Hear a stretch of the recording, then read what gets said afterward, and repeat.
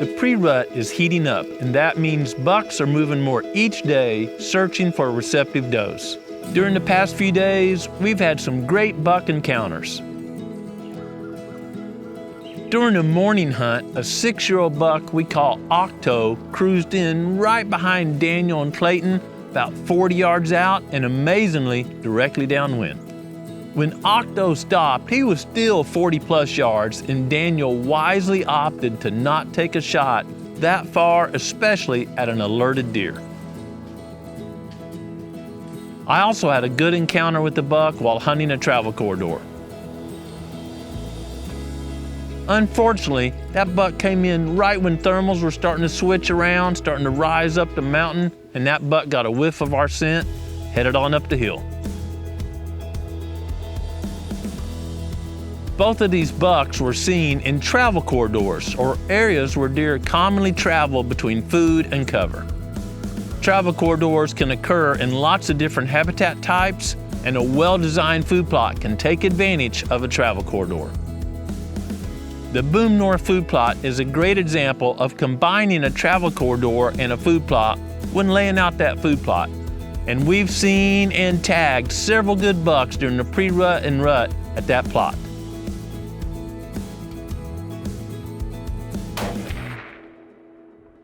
The Boom North food plot is on a section of ridge that runs primarily from southwest to northeast, and it's right on the top of that ridge. The north side of this ridge is a mature stand of timber that includes several oaks. North slopes receive less sunlight throughout the day compared to a southern slope, and less sunlight means less moisture is lost due to evaporation. Retaining more moisture typically means larger and likely better tasting acorns, and that's especially true during a drought season like we've just experienced here at the Proving Grounds. About 100 yards south of this plot, just through a little band of timber, is a large bedding area. That area was covered with cedars when Trace and I purchased the Proving Grounds, and we felled all those cedars and have used prescribed fire several times to stimulate the growth of native grasses and forbs. With the appropriate wind, and especially when there's a crop of acorns, this is an ideal setup during the pre-rut.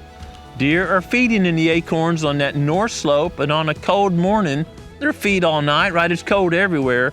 They tend to cross that ridge, get into that southern slope where the sun's coming down and that radiant energy can warm them up, especially when there's tall native grasses. The sun's coming in, but those tall grasses shear off the wind so there's no wind chill effect.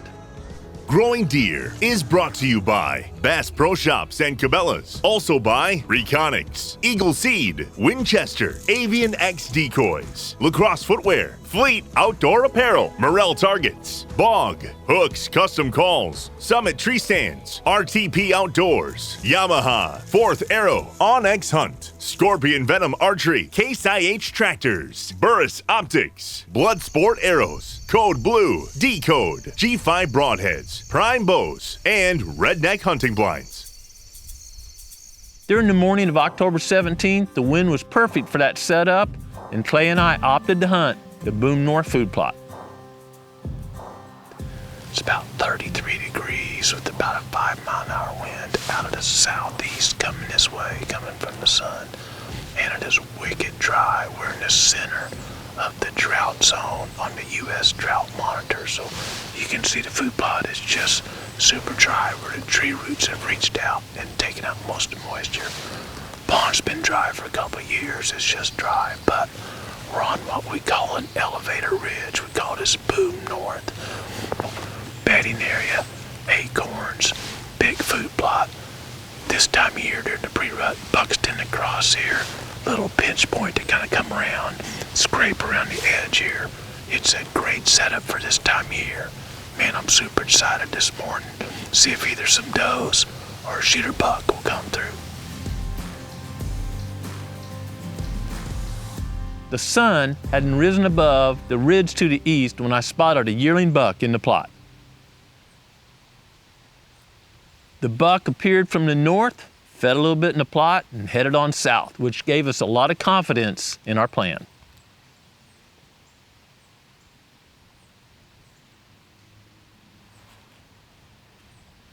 As the sun got a bit higher and I could tell it was starting to warm things up a bit, I believe more deer would come off that cold northern side where they've been feeding during the night, head over to that southern slope where they could warm up.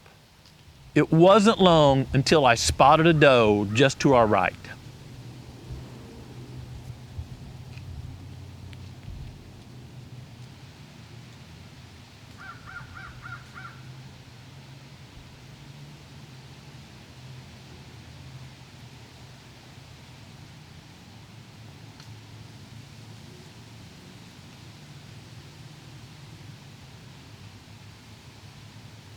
This doe was very alert and kept looking up the ridge. I was looking too, but I couldn't see what had alerted this doe.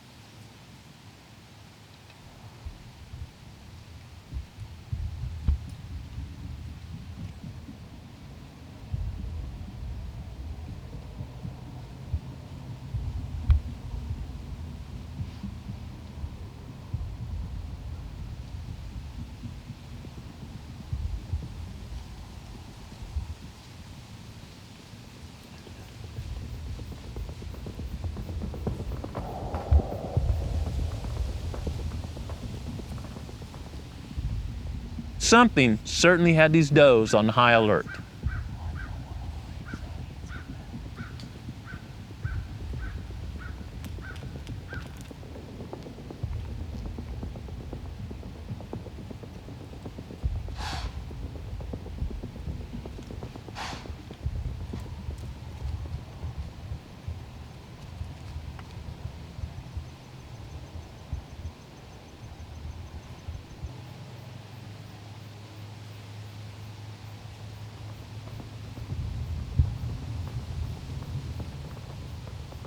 She was walking across the plot, and I didn't have a lot of time, but I'm using the Oracle bow sight this year, and it's got a rangefinder built in, so I just came to full draw, put it on her, and I knew she was 22 yards away.